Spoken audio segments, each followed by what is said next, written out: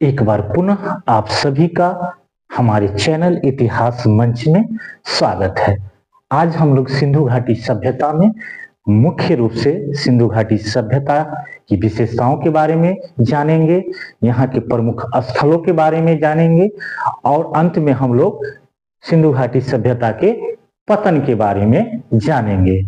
तो आइए शुरू करते हैं आज का। जैसा कि हम सभी लोग जानते हैं कि सिंधु घाटी सभ्यता अपनी विशेषताओं के कारण भारत ही नहीं अपितु पूरे विश्व में भी प्रसिद्ध था, जिनमें ये सब कारण प्रमुख है। जैसा कि नगर योजना, यहाँ की नगर योजना उन्नत थी, जल प्रबंधन, कृषि व्यवस्था, आर्थिक व्यवस्था, सामाजिक व्यवस्था, राजनीतिक व्यवस्था और यहाँ के कला, साहित्य, शिल्प, इन सारी व्यवस्थाओं के कारण यह सभ्यता काफी प्रसिद्ध थी।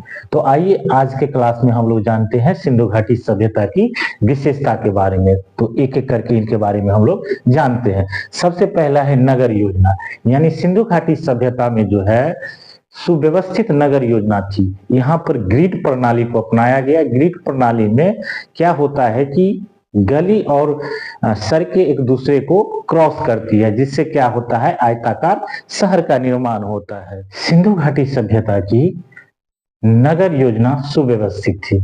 यहाँ पर ज्यादातर घरें पक्की ईंटें और एक मंजिला बहुमंजिला के रूप में। सिंधु घाटी सभ्यता में जल प्रबंधन भी काफी उत्तम तरह की थी।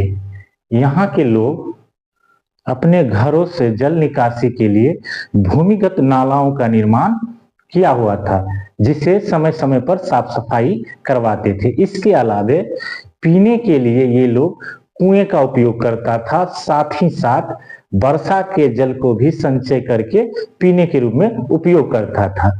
इसके अलावे यहाँ के लोग जो है सिंचाई के लिए कृत्रिम संसाधनों का उपयोग करता था, जैसे कुएं, तालाब, झरने, नदी, यहाँ से पानी को लाकर अपने सिंचाई संबंधी काम को करते थे। तो इस तरह से यहाँ की जो है जल प्रबंधन काफी उन्नत थी।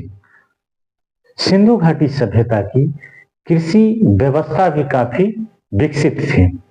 यहाँ के लोग कृषि में मुख्यतः जौ, कपास, चावल, तिलहन, दलहन इस तरह के फसलें किया करती थी। इसके अलावा यहाँ के लोग कृषि के साथ साथ पशुपालन भी करते थे और वानिकी भी करते थे। तो इस तरह से जो है इन लोगों का जो है कृषि संबंधी गतिविधि होता था, जो कि काफी प्रसिद्ध। सिंधु घाटी सभ्यता की सामाजिक व्यवस्था भी काफी अलग तरह की थी। यहाँ पर जो है समाजों का विभाजन जाति के रूप में नहीं किया गया था, बल्कि काम के आधार पर समाज का वर्गीकरण किया गया था।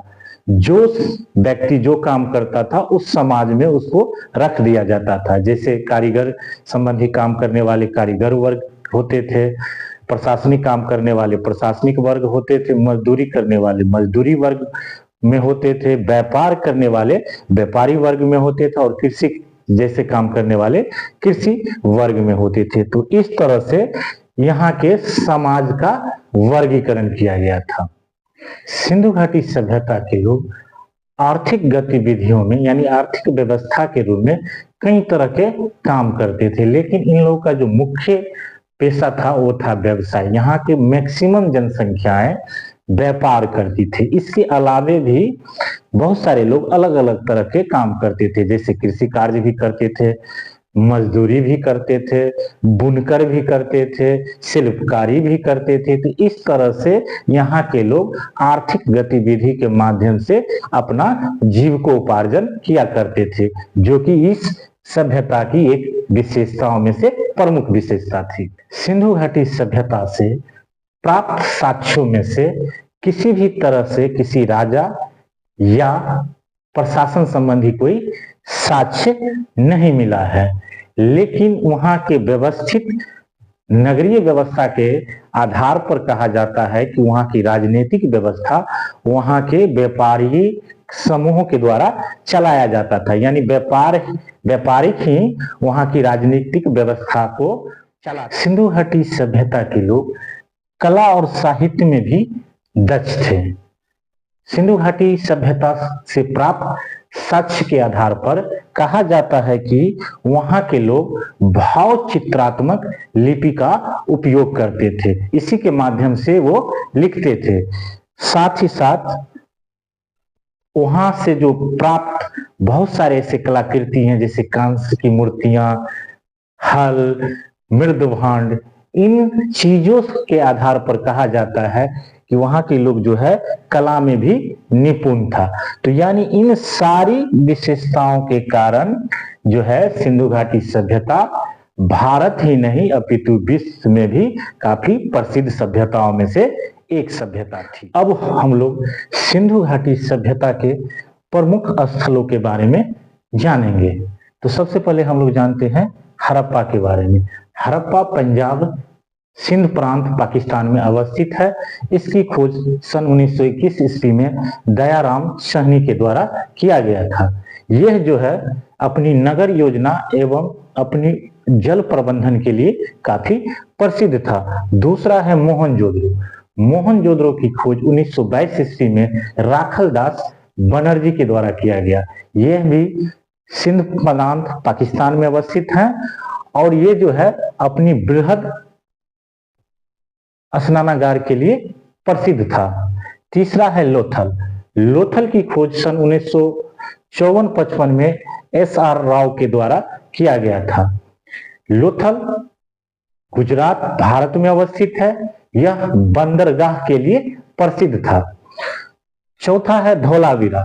धौलावीरा की बात करें तो इसकी खोज 1990 से 91 ईस्वी में किया गया और इसकी खोज R.S. बिष्ट के द्वारा किया गया है। धौलावीरा भी गुजरात में अवस्थित है और यह जो है 3 भागों में बटा हुआ नगर के रूप में प्राप्त हुआ था। इससे साक्ष्य। पांचवा है कालीबंगा। कालीबंगा की खोज सन 1953 ईस्वी में अमलानंद घोष के द्वारा किया गया। कालीबंगा भारत के राजस्थान में अवस्थित है। यहाँ पर हल के निशान के साक्ष्य प्राप्त हुए थे। तो ये सभी जो है प्रमुख स्थलों में गिना जाता है। सिंधु घाटी सभ्यता के पतन के कई कारण थे, जिनमें से निम्न कारण प्रमुख हैं। जिनमें जो पहला कारण है प्राकृतिक आपदा।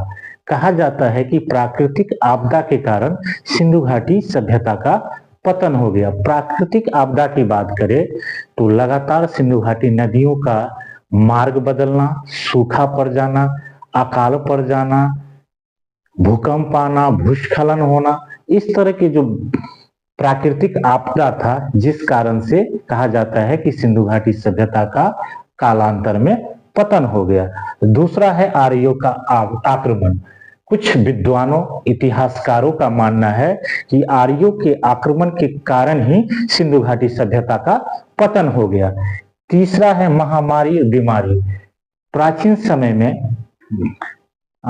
लगातार महामारी का दौर चलता था, जिस कारण से कुछ इतिहासकारों, विद्वानों का मानना है कि महामारी और बीमारी के कारण ही सिंधु घाटी सभ्यता का पतन। सिंधु घाटी सभ्यता के लोगों का व्यापारिक संबंध मेसोपोटामिया सभ्यता के लोगों के साथ था, मिस्र सभ्यता के लोगों के साथ था, लेकिन कालांतर में इनके व्यापारिक संबंध अच्छे नहीं रहे, जिस कारण से इनका जो है आर्थिक नुकसान होना शुरू हो गया और यहाँ पर जो है बेरोजगारी होना शुरू हो गया, जिस कारण से कहा जाता है कि सिंधु घाटी के सभ्यता के लोग यहाँ से पलायन करके दूसरे जगह चले गए। तो इन सभी कारणों के कारण कहा जाता है कि सिंधु घाटी सभ्यता का जो है पतन। अगर ये मेरा वीडियो आपको अच्छा लगा हो तो कृपया मेरे चैनल इतिहास मंच को लाइक करें, सब्सक्राइब करें और दोस्तों के बीच शेयर करना ना भूलें। धन्यवाद।